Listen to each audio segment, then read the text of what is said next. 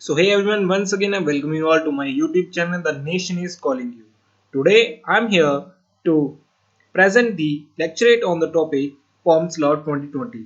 As you know that recently Prime Minister Narendra Modi on behalf of central government decided to revoke these acts at the ending of this November month. So let me discuss what exactly these forms laws are. So before discussing, I have a question for you guys. Under which article Parliament can repeal any law? So your options are Article 32, Article 245, Article 370, Article 371A. So try to answer it in the below comment box. I will answer you in the ending of this video. So let's start.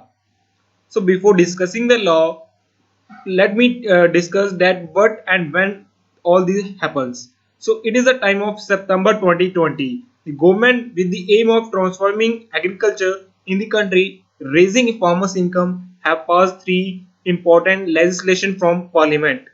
So according to the Indian Agriculture Acts of 2020, often referred to as the farm bills, there are three acts initiated by the Parliament of India in September 2020, and a bill was passed by the Lok Sabha on 17th of September. Thereafter, in the Rajya Sabha on 20th of September 2020, and by the final assent of the President of India Ramnath Kovind, these become act by the time of 27th September 2020. And you all know that by the one year, a lot of protest has been happened throughout the country.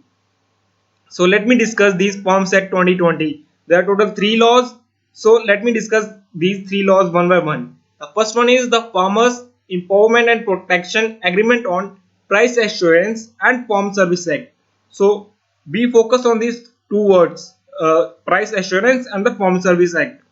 So what is exactly the feature of this act is aims to provide for a national framework on farming agreement that protects and empowers farmers to engage with agribusiness firms, processors, wholesalers, exporters, or large retailers of farm service. So whole meaning is that there is a kind of agreement between the farmers and to the processor, wholesalers, or everyone who is engaged with this contract with the farmer. So let me discuss with the explanation also. So I already told you that there is it is going to protect the farmer through a legal agreement. So a for example, nowadays Geomart is in popular in throughout the country. Geomart approaches the farmer for kind of purchasing the rice in a bulk amount. So there is going to be a legal agreement before the farmers sown their seeds for the rice. Okay. For example, if a company want 1 ton of rice, for example, Geomart want 1 ton of rice from farmers and fixed a good rate in advance, but later after receiving rice, quality is not up to the expectation, then in that case, company reduce the rates. Thus, in that case, if a legal agreement is there, then it would going to help the protect. It would going to protect the farmers' income. So, what exactly the farm service is? It is a kind of agreement of the business owner regarding quality of rice, timely delivery, extra. This is the contract farming. Okay, so a contract has been happened previously.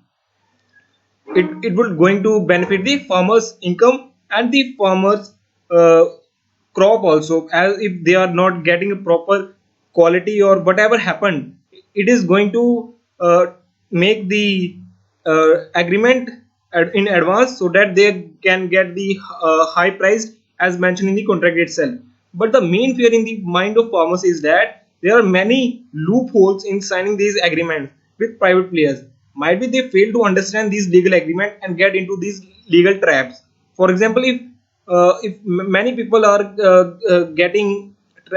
trapped in these legal activities, if on in different sectors also. Okay, so farmer is going to quite easily get trapped into these loopholes of the legal agreement. So this is the main fear of the farmers.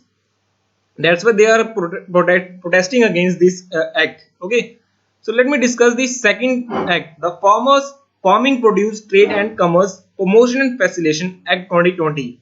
So basically the feature is freedom to the farmers. Act provide the farmers the freedom of choice related to sales and purchase of produce.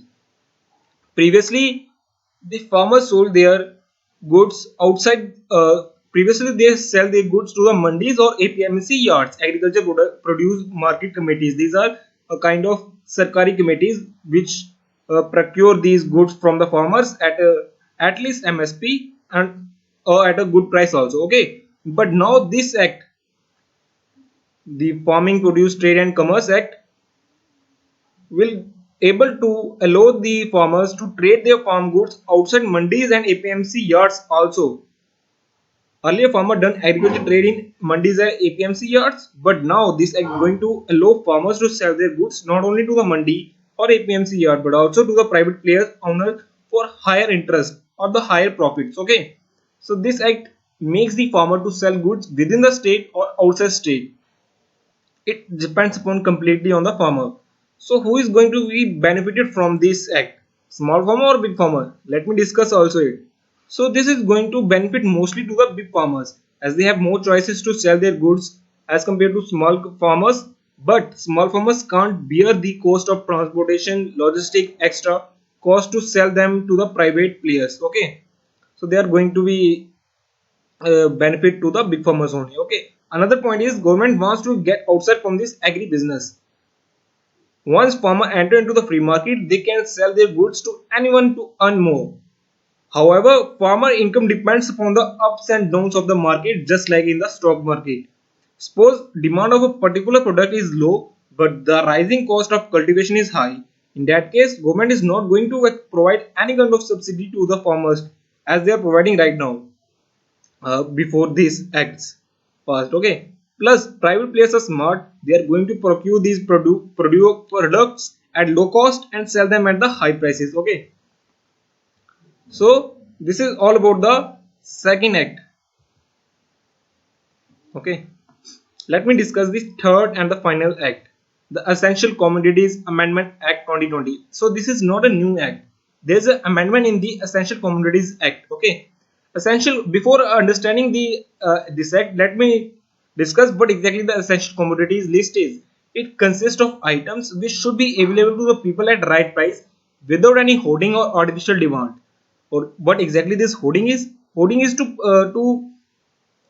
conserve the particular products for a particular time so that their values get increased in the future. So this is known as hoarding.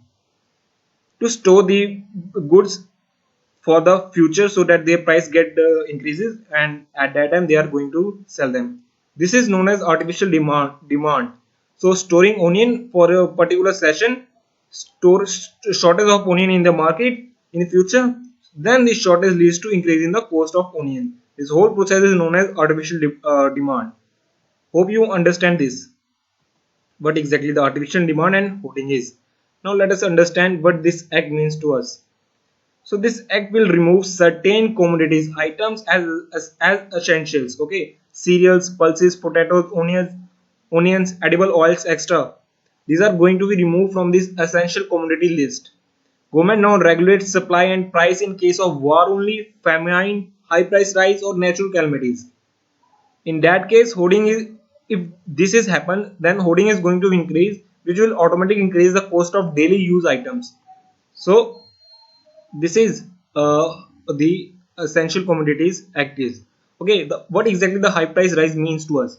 So basically guys, there are two type of items, non-perishable items and perishable items.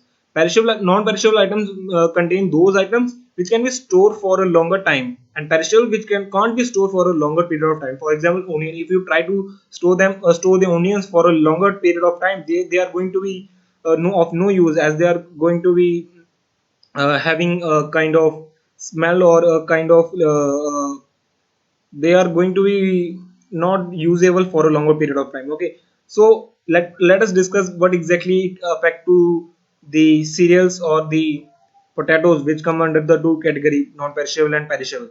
Today the cost of a dal is 100 per kg, and after that, if within a month it get rise plus 50% rise, then it going to at the sell at the cost of 151 per kg. Then dal is going to add into essential commodity list, as government has decided if it get decrease get increases within the limit of up to 50%, they are not going to add it into the essential commodity list. But the private players are going to benefit it from, definitely, because they are going to raise the prices only up to the 50%. They are not going to increase it beyond 50%, as they know that if they do that, then government will interfere and they will add the dal or cereals, whatever the non-perishable item, into the essential commodity list. So this is exactly the high price rise means to us. So similarly for the perishable items also, but in that case the percent increase is plus 100% rise. Okay, for example, if onion cost to us today at 50 per kg, and in within 1 month it get rise by 101 per kg, then government going to interfere it and add to the essential commodity list. Okay, this is going to increase the farmer's income, but hoarding will increase in that way, and the price of the items thus going to hit the pocket of the consumers also, not only the farmers but also to the consumers. So this is all about the three acts, guys. The central government decided to repeal these laws and going to pass the same in the ending of this November month. So I hope that you answer the question of the day, that is which article, under which article the parliament can repeal any law. It is under article 245. So try to answer it, that which article is known as heart and soul of the constitution, in the below comment box also. Okay, so hope you guys understand the video. Thank you, keep supporting this channel, and don't forget to subscribe, like and share my videos with your friends, with your colleagues, all those who are looking for for some knowledgeable content. So that's all from my side. Thank you.